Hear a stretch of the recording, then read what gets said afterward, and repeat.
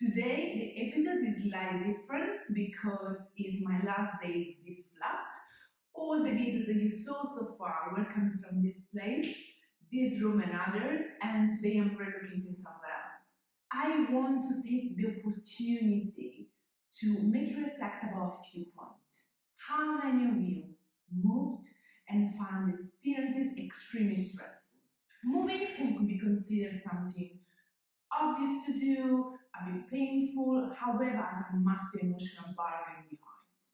How many of you feel stressed and disconnected and drained by moving from one place to another one, from one house to another one, or just change the city? When we move, there is this very particular journey happening within us where we understand subconsciously or unconsciously who we were when we moved in and who we are now that we're moving out. The certainty and stability behind our house that we rent or perhaps we purchased is threatened. And a new balance needs to be built. A new idea of how to settle in a new place needs to come up. And this can be hard. I want to say that. So if you're struggling in moving, this is absolutely normal. And I want to repeat that. It's normal, it is difficult, it's normal, it is emotional. I cannot avoid to think how much I learned in this place, who I was when I came in. When I came here in this flat, I was very excited. It was my very first time there. I was renting my own flat. I was buying my furniture. I was excited to make the place feel comfortable. I was trying to find my place as a person living in a flat with someone else during the pandemic. So it was pretty stressful. However, now that I'm leaving, things change so much. I'm far more confident, I developed so much more empathy for my partner, I understood better myself, I understand what I like, I understand what is important for me. And I also explore more who I am and what matters to me. So I decided to dress up, and that's why I'm very pinky today, because outside is very sunny and I want to have colors in my life, but at the same time because I want to celebrate this journey. I want to celebrate this step, this part of story that is closing behind the door of this house soon when I'm going to give the key back to the estate agent, and welcoming a new person or welcoming a more developed person in a second part of my journey. And this is extremely important. I do recommend you to do so. I do recommend you to think through who you want to be in the next place. So if moving at the moment is stressful, if you find like so much stuff around you, this is a great opportunity to let go some things. There is this very interesting law named Pareto law, where we use 80% of the time just 20% of our resources. That could be a bit like funny said like that, but practically it means that, for example, we use 80% of the time always the same clothes, and there are some of them we don't use at all. And this is somehow reflected in our life with clothes, with how we spend our time, who we spend our time with, and many other factors. Well, when we move, when we change place, this is a massive opportunity to really, really do a reset, understand what we want to do next and what intention we want to have in our next phase, and somehow celebrate where we're coming from.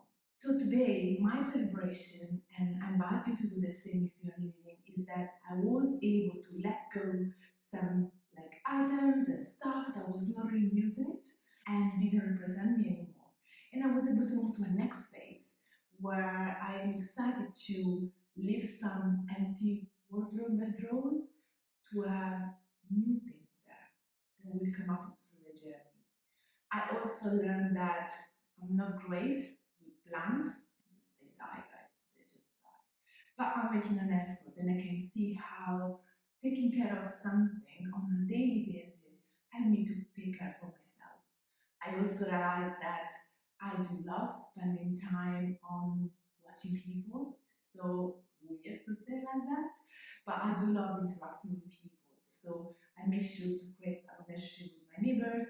And because I realized how, third thing is the fact that to be acknowledged in the street is like, hi, you okay today?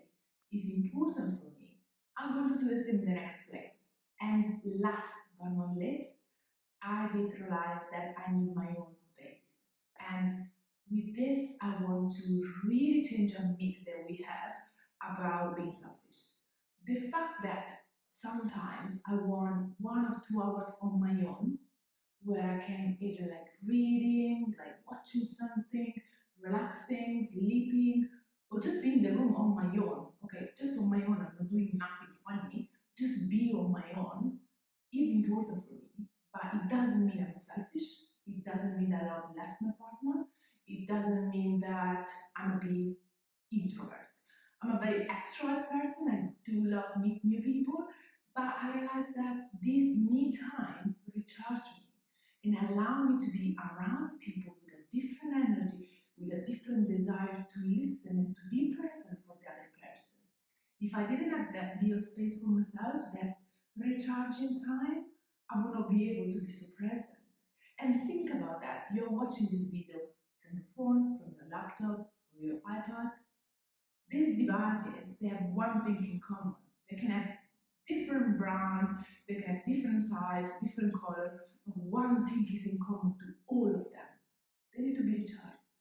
There is a battery that at some point go near to zero, become red, and needs to be recharged for the device to work.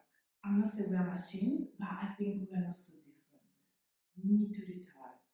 We need to be able to give our green energy, our green battery to others, and not being grumpy and difficult to deal with and easy to get nervous and easy to get upset and easy to get annoyed just because we're not recharging. And this is important. This is important how to make sure to show up for ourselves and for others in the best way by taking care a bit about us, just a bit more.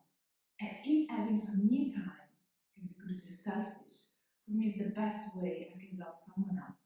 I can love and interact properly with my partner. I can be present and likable and supportive for my colleagues or my friends just because I have the me time. So the me time that everyone is somehow like, hey, you're taking some time for yourself, how dare you? Is actually a form of love, attention, listening, and acknowledgement of others because I take care of myself first. So this is the third thing I learned. It's a bit controversial, so if you disagree, it's okay. We can agree to disagree, but actually made a massive difference in my life. Ciao, and see you next week.